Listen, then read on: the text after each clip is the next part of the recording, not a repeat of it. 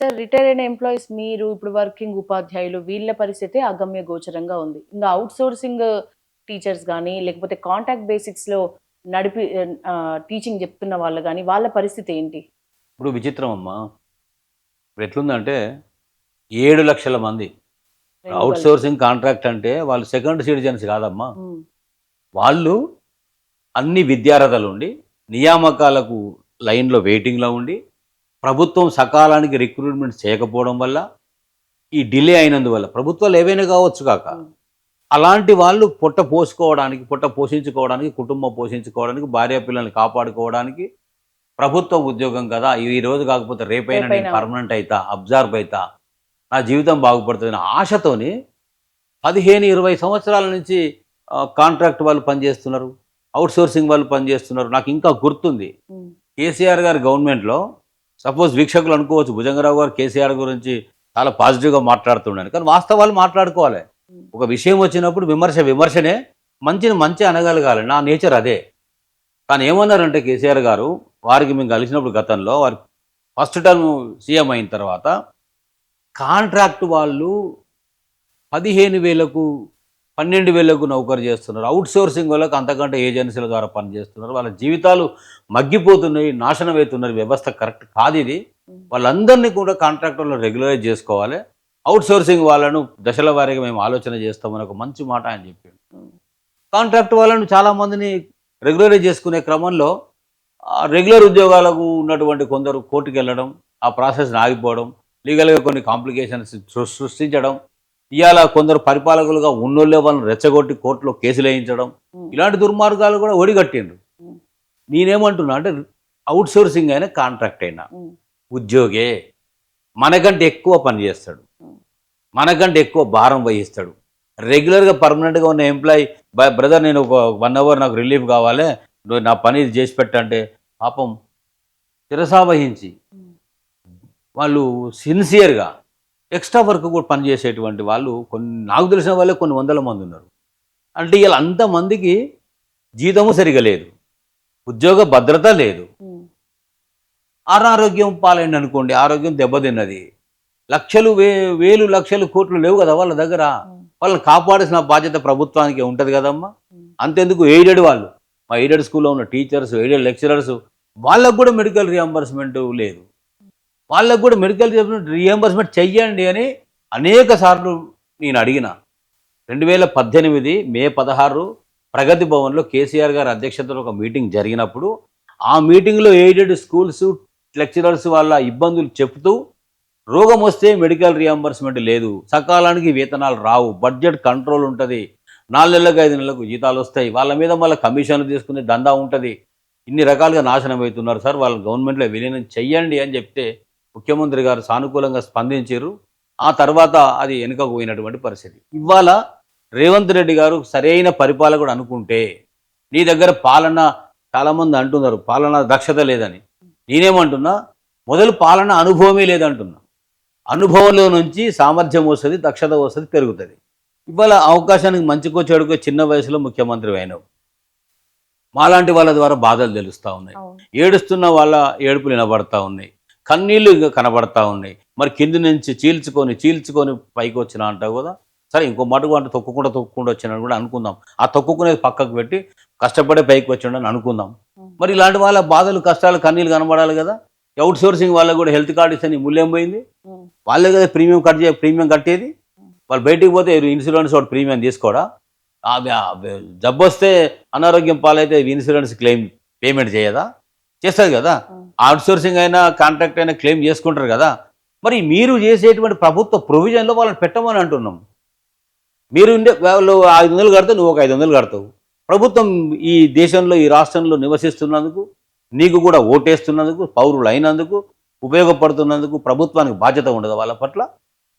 అంటే వీళ్ళకే గతి లేదు వాళ్ళకెక్కడికెళ్ళి వస్తదని మీరన్నారు కాబట్టి అంటున్నా. హ్మ్. మాకెందుకు గతి లేదు, వాళ్ళకెందుకు గతి ఉండదని అడుగుతున్నా. ఇప్పుడు ప్రజల సంక్షేమంలో ఉద్యోగులు, ఉపాధ్యాయులు, అధికారులు, ఔట్‌సోర్సింగ్ వాళ్ళు, కాంట్రాక్ట్ వాళ్ళు, పెన్షనర్స్ లేరా అని నేను అడుగుతున్నా సూటిగా. లేరంటే లేరని చెప్పండి. హ్మ్. ఉన్నారు అనుకున్నప్పుడు అందరి సంక్షేమం చూడాల్సిన పెద్దన్న పాత్ర నీదే గదా! హ్మ్. ఆ రకంగా చూడాల్సిన అవసరం ఉంది. ఇంకొకటి మా రిటైర్డ్ వాళ్ళు చాలామంది ఈ హెల్త్ కార్డ్ రాగానే ప్రీమియం చెల్లింపులు ఉంటాయి, ఉమ్, ట్రస్ట్ ఉంటుంది అనగానే కొంతమంది ఏమంటుందంటే బహుశా వాళ్ళ అనుభవం కావచ్చు, వాళ్ళ ఆలోచన కావచ్చు. ఇక్కడ కొంచెం ఆలోచన చేయమని కోరుతా ఉన్నా వాళ్ళతో. ప్రైవేట్ ఇన్సూరెన్స్ కనుక మనలాంటి వాళ్ళం వెళ్ళిపోతే, ఉమ్, నేను ఇప్పుడు 63+64 ఇయర్స్ ఏజ్లో ఉన్నా. ఓకే. నా హెల్త్ 58 సంవత్సరాలు రిటైర్ అయితే 6 సంవత్సరాలు అట్లాగా గట్టిగా రాయిలక ఉంటున్నాను ఉన్నది కదా. అవును. ఏదో ఒక సమస్య రావచ్చు కదా. మనం ఇన్సూరెన్స్కి వెళ్ళినప్పుడు, హెల్త్ ఇన్సూరెన్స్ వెళ్ళినప్పుడు ముఖ్యంగా ఏ సమస్యలు ఉన్నాయి, ఇంతకుముందు ఏ చికిత్సలు జరిగినాయి, అన్ని రకాలుగా ఉండి ఏమీ లేదు, టోటల్గా ఫిజికల్గా మెంటల్గా హెల్త్ రీత్యా ఫిట్ అని అనుకున్నప్పుడు ఆ ఇన్సూరెన్స్ వాడు పాలసీలోకి తీసుకుంటాడు. ఉమ్, మరి ఆల్రెడీ మన సమస్యల పాలనలో ఉంటాం కదా. అవును. గవర్నమెంట్ పెట్టబోయే ట్రస్ట్లా రిటైర్డ్ వాళ్ళు కానీ, ఎంప్లాయీస్ కానీ మనకు సమస్యలే ఆల్రెడీ వచ్చి ఉంటే ఉమ్, ఇన్సూరెన్స్ మనం రిజెక్ట్ చేస్తే ప్రైవేట్ ఇన్సూరెన్స్ వాడు ఒక మాస్ బల్క్ ఇన్సూరెన్స్ కవరేజ్లో ఈ గవర్నమెంట్ ప్రొటెక్షన్ కింద, ట్రస్ట్ ప్రొటెక్షన్ కింద ఉంది. మనం ఉండగలుగుతాం కదా. మనకు ఆ క్లెయిమ్స్ వస్తాయి కదా. ఫర్ ఎగ్జాంపుల్ ఇప్పుడు నా వైఫ్, నా మిస్సెస్సే ఉంది. Um, she is liver transplanted patient. Okay. I went to Delhi, quality treatment ఉంటుందని పోయినా, సర్వైవ్ అయింది, సేవ్ అయింది, 12 ఇయర్స్ నుంచి బాగుంది. ఇప్పుడు ఆమెకు తీసుకెళ్ళి బయట నేను ప్రైవేట్ ఇన్సూరెన్స్ వాడు క్లెయిమ్ చేస్తే క్లెయిమ్ అవుతాడా, అవ్వదు. చేస్తాడా? నాకు ఒక హెల్త్ ఇష్యూ నాకు ఉంది, చేస్తాడా? చేయడు కదా. కాబట్టి ఇలాంటి వాళ్ళంతా కూడా కవరేజ్ కావాలంటే, అంటే ముసలి వాళ్ళు, వృద్ధాప్యంలో ఉన్నటువంటి తల్లిదండ్రులు కానీ, వృద్ధాప్యంలో ఉన్నటువంటి ఉద్యోగులు కానీ, ఉపాధ్యాయులు కానీ, అధికారులు కానీ, మీ అందరికి కూడా శ్రీరామ రక్ష ఏది అంటే ప్రభుత్వం చేయబోయే, ట్రస్ట్స్ ద్వారా చేయబోయే ఇన్సూరెన్సే శ్రీరామ రక్ష. ఉమ్, అందులో మీకు ఆ ఇన్సూరెన్స్ నుంచి ఏదైనా మీకు ఇబ్బందులు వస్తే trust will look after, okay. Government will look after, ఐఏఎస్లు విల్ లుక్ ఆఫ్టర్, మేముగా అందులో ఉన్నటువంటి సంఘాల నాయకులుగా మీ విల్ లుక్ ఆఫ్టర్. అంటే ఇంతమంది సమిష్టి బాధ్యత మీ పట్ల ఉంటుంది. ఉమ్, మీరు ఇండివిజువల్గా పోతే మీ కష్టం, మీ బాధ, మీ కన్నీళ్ళు ఎవరు పట్టించుకోరు. ఉమ్, కాబట్టి మాకు బెనిఫిట్స్ రాలేదు అని చెప్పడం 100% న్యాయం, సమంజసమైనటువంటి డిమాండ్ వాళ్ళది. వాళ్ళ బాధల్లో నుంచి, ఆవేదనలో నుంచి దీన్ని అనుమానించి చూస్తున్నారు తప్ప ఇంకో ఉద్దేశం కాదు. డెఫినెట్గా రావాల్సిన అవసరం ఉంది. సరే, ఇందాక అన్నారు ఒక ప్రాబ్లం మీ ఇంటి వరకే వచ్చింది, సాల్వ్ చేసుకున్న తీరు. అది రియంబర్స్మెంట్ వచ్చిందా? ఎట్లా అంటే కొంచెం వివరంగా చెప్పండి. ఎట్లా ప్రాబ్లం వస్తే ఎన్ని రోజులకు మీకు వచ్చిందా రియంబర్స్మెంట్, లేకపోతే ఎట్లా దాన్ని సాల్వ్ చేసుకున్నారు? ఇప్పుడు నేను తీసుకున్న ట్రీట్మెంటు చాలా మేజర్ ప్రాబ్లం అది. ఉమ్, లివర్ ట్రాన్స్ప్లాంటేషన్ అంటే ఇప్పటికి కూడా తెలంగాణ కానీ, ఆనాడు ఏపీ కానీ ప్యాకేజీ 46 లక్షలు, 48 లక్షలు ఉంటుంది. ఇది ఎన్నేళ్ల క్రితం మాట? 2014 ఏప్రిల్లో నా మిసెస్కి సర్జరీ జరిగింది. ఉమ్, అంటే అప్పుడు నా దురదృష్టం ఏంటంటే, ఇక్కడ ఉమ్మడి ఏపీలో ఉన్న గవర్నమెంట్ డిజాల్వ్ అయింది, ఓకే. సెంట్రల్లో ఉన్నటువంటి గవర్నమెంట్ డిజాల్వ్ అయింది. అక్కడ బీజేపీ గెలిచినప్పటికీ, ఇక్కడ బైఫర్గేషన్ స్టేట్ కాబోతున్నప్పటికీ కూడా క్లారిటీ ఏ గవర్నమెంట్ వస్తుంది, ఉమ్, ఎవరి దగ్గరికి పోవాలన్నా కూడా అయోమయమైన పరిస్థితి. ఆ జంక్చర్లో అఫ్కోర్స్ నా ఇంట్లో సమస్య వచ్చింది.